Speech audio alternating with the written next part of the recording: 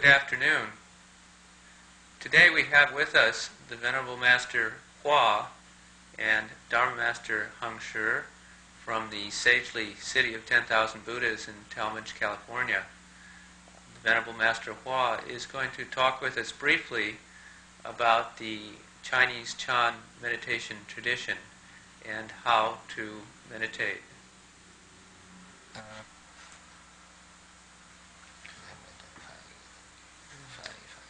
Dharma Master Heng Shi will translate for the Venerable Master Hua.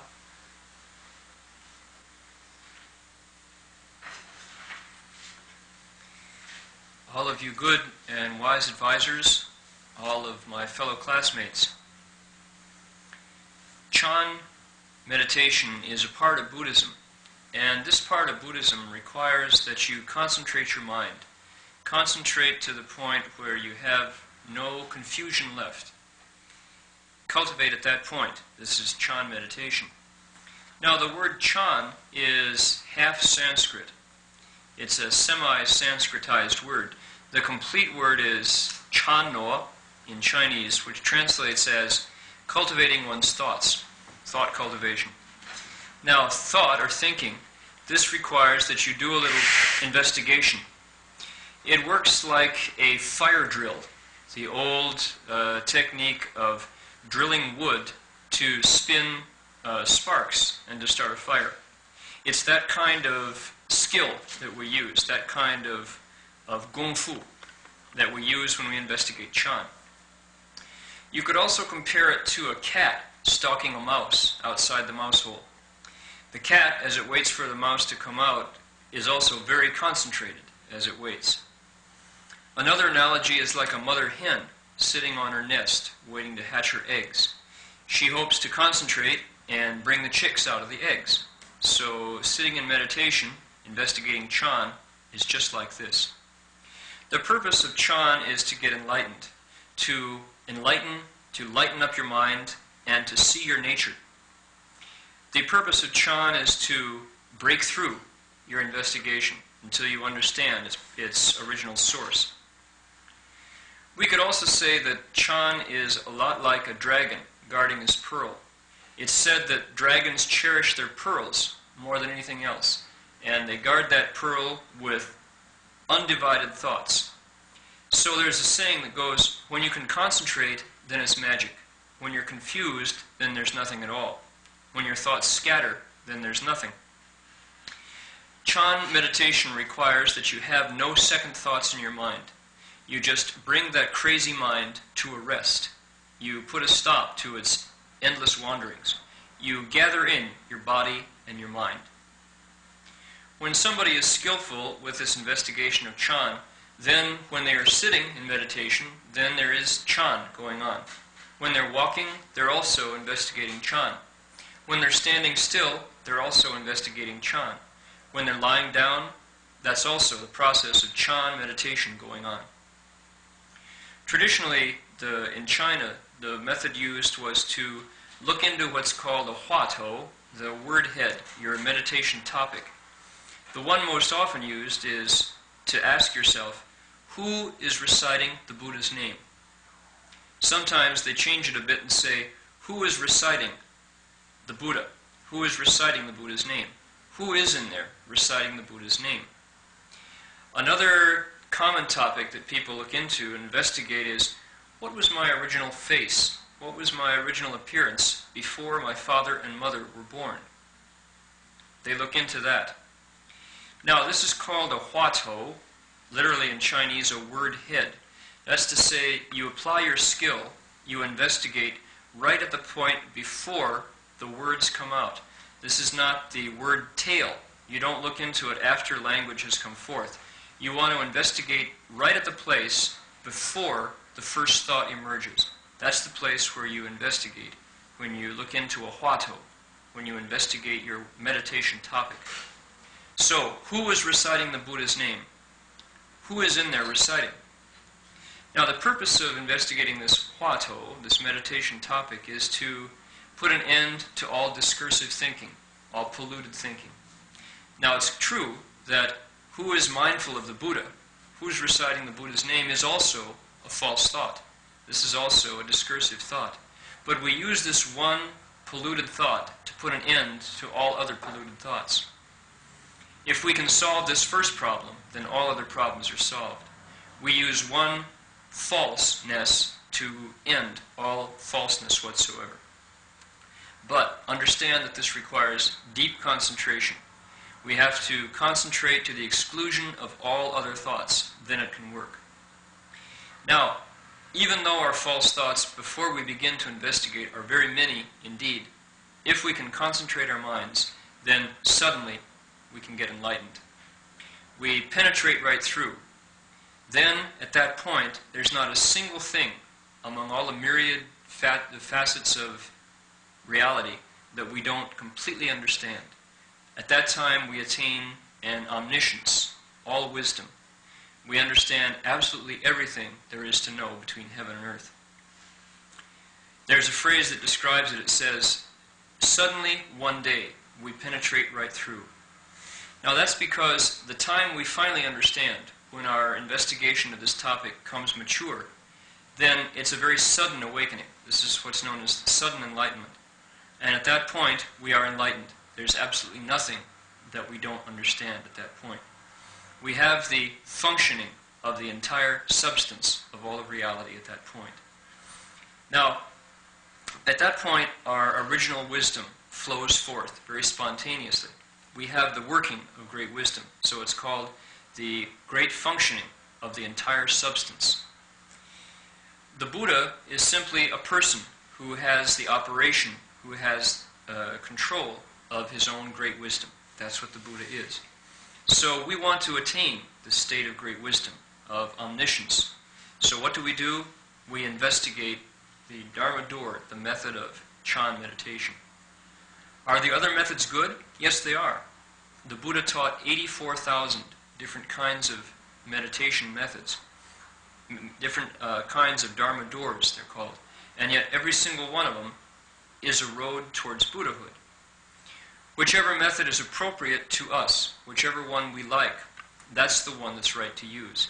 You can't say that the others are all secondary. It depends on our own particular preference, which one we use.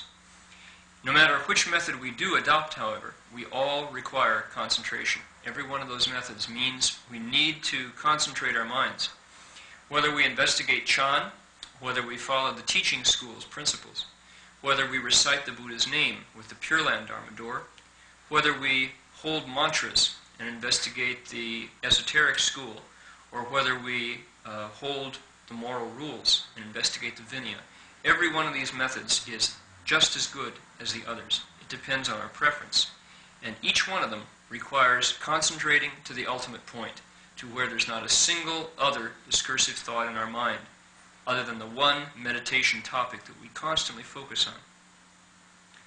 We focus our concentration until the stove is white hot, until our fire is at a peak heat. Right at that point, it's said that when the mountains fall down and the waters dry up, and we fear that there's no further road ahead, just at that point, beyond the bright flowers, appear the lights of another village. That's the state that we want to reach and maintain. It's said that you climb to the top of the 100-foot pole and then take one more step. At that point, if you can do it, then everywhere within all the 10 directions of the compass, your Dharma body manifests.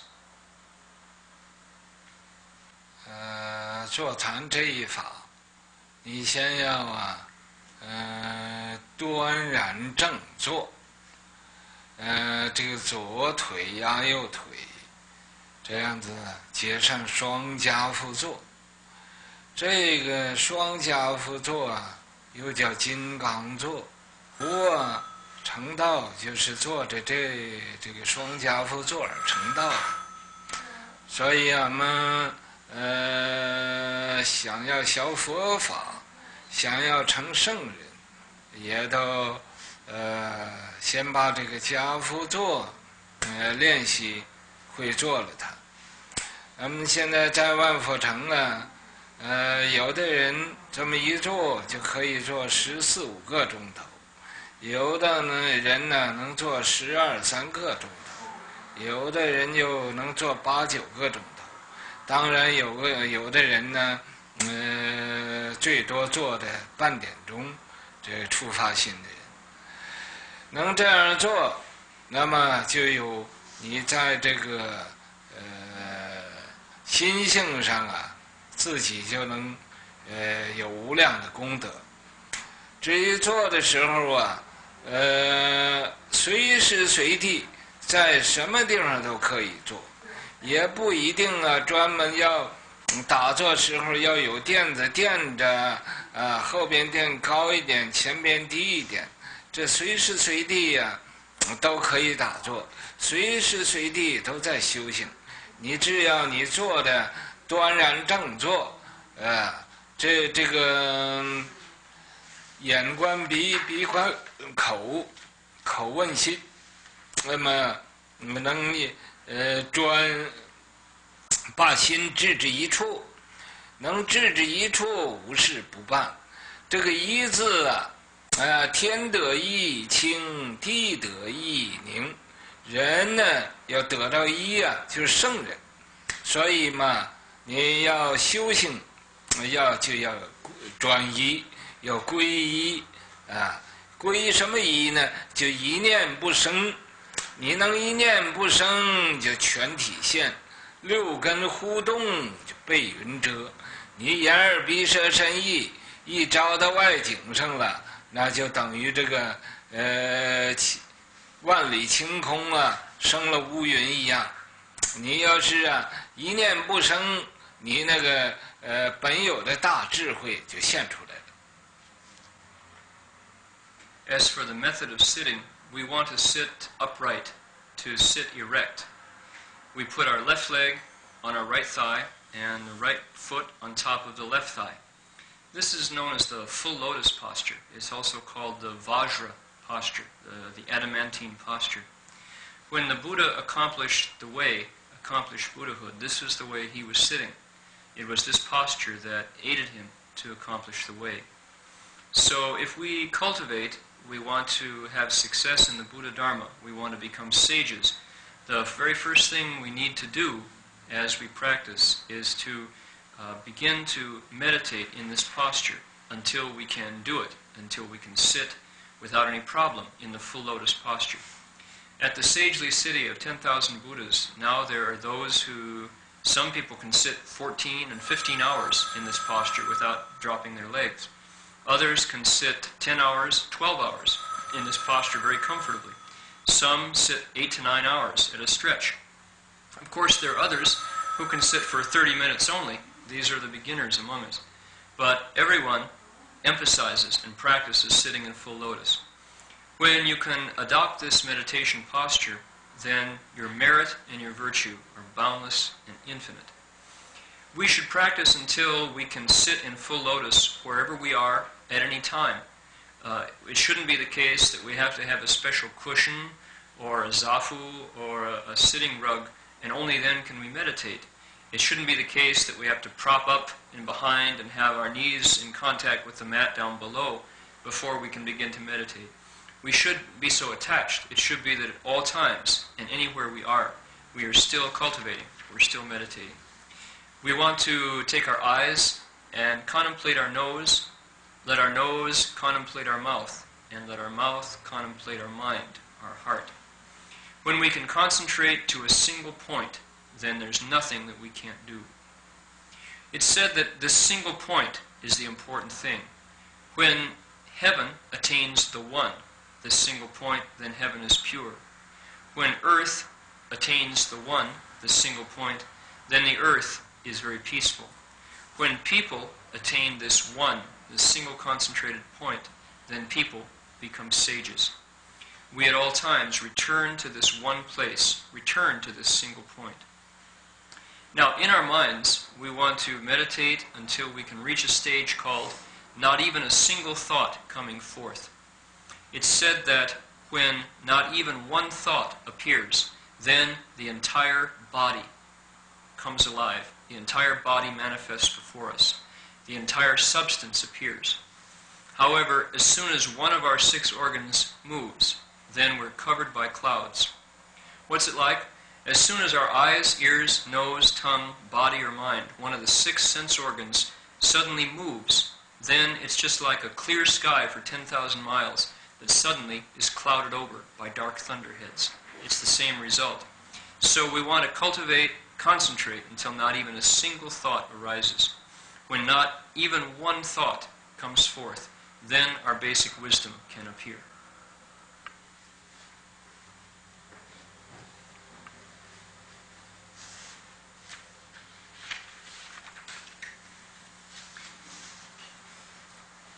No matter what method we select as our primary focus of meditation, we let that method be our primary Dharma door.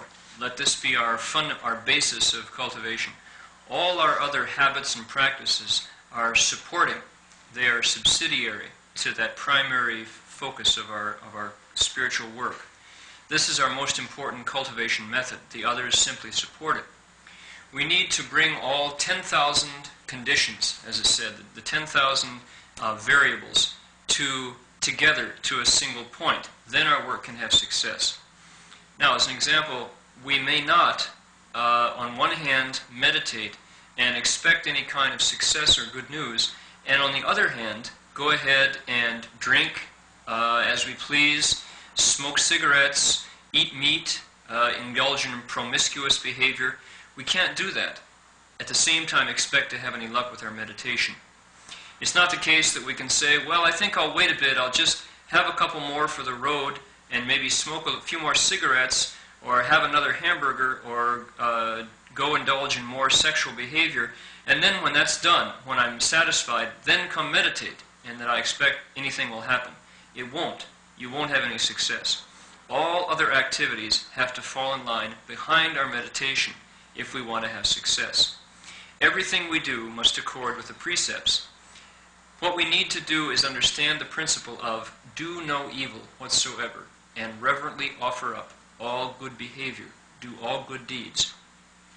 Then we can expect to have some success with our meditation. It cannot be the case that when we sit and meditate, we put on the style and we look like a regular pro. But then as soon as we stand up from our meditation, we let everything go slack and we fall back into our old habits. That won't work.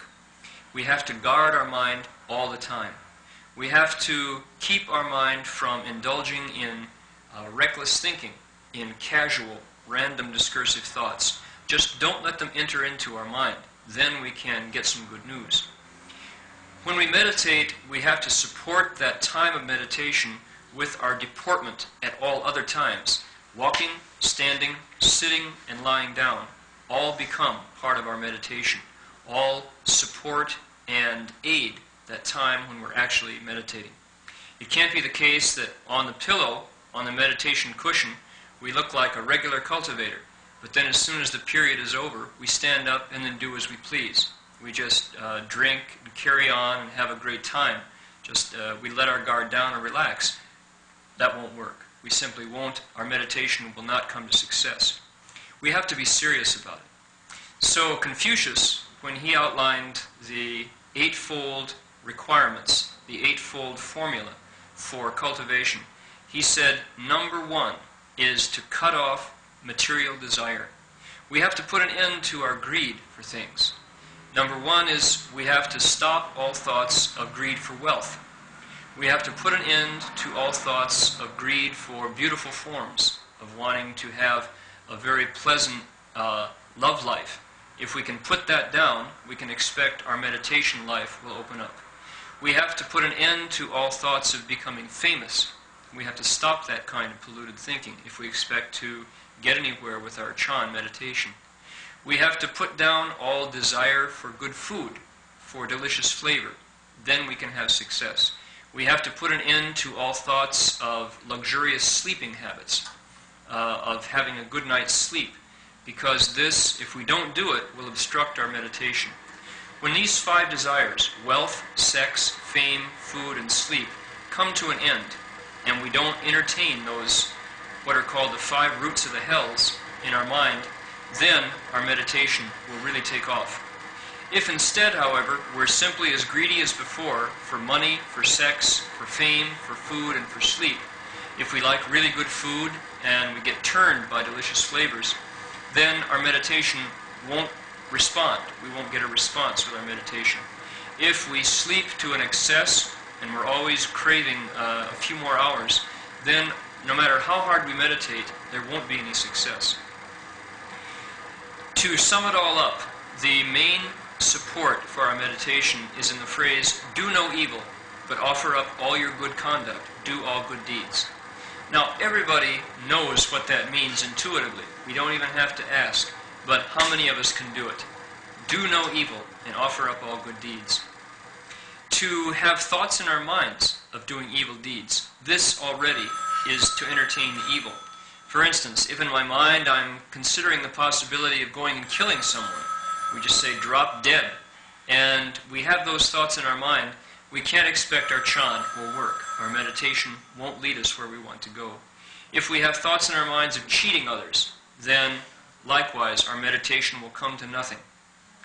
If we have thoughts of making a lot of money, if we're preoccupied with getting wealthy, then our meditation won't work.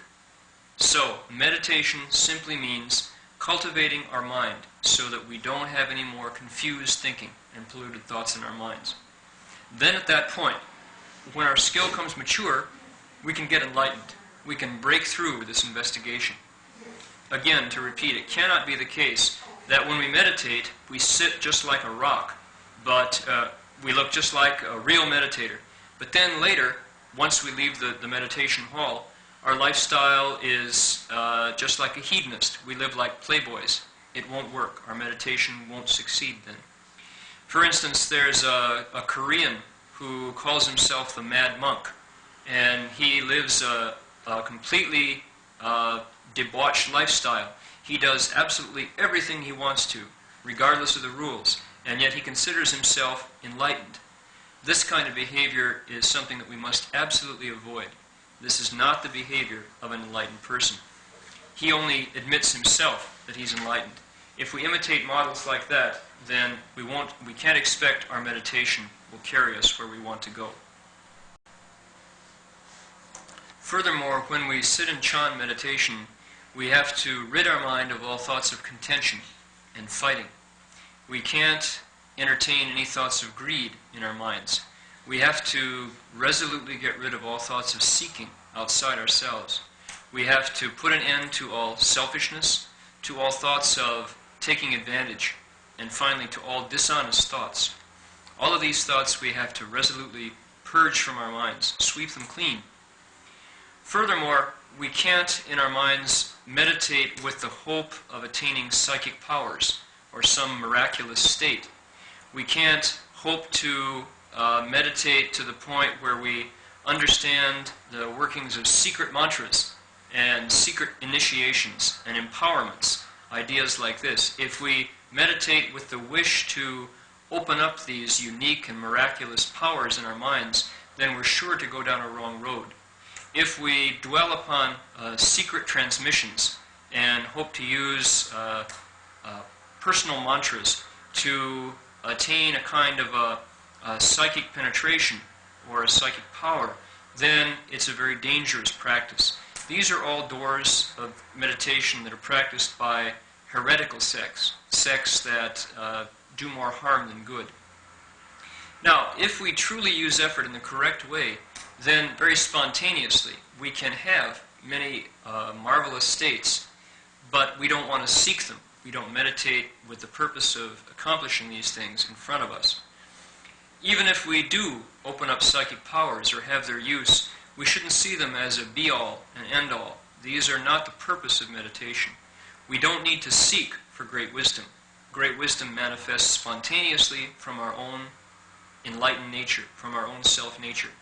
Not only psychic powers, but the wisdom that understands all things of creation, all the different myriad facets of reality, flow forth from our enlightened self-nature. Our own nature manifests these things without extra effort of thinking about it or seeking them. So, the Dharma door of Chan, if we wanted to talk about it in its entirety, we could talk till the end of future time and we'd never come to an end. So today I've had the opportunity to share these few brief words with you about the topic of Chan meditation. 希望各位好自为之，勇猛精进，发大菩提心，成长大。My wish is for you that each and every one of you do a very good job in your meditation, that you be courageous and vigorous and don't get lax. Please, all of you, bring forth the great Bodhi resolve and quickly accomplish the great way of Buddhahood. 你如果愿意到旁的乐园呐、天国啊，我相信都会成功的。If your wish is to be reborn in heaven or in the Garden of Eden or wherever you choose to go, I hope that you all realize your wish and you get what you want.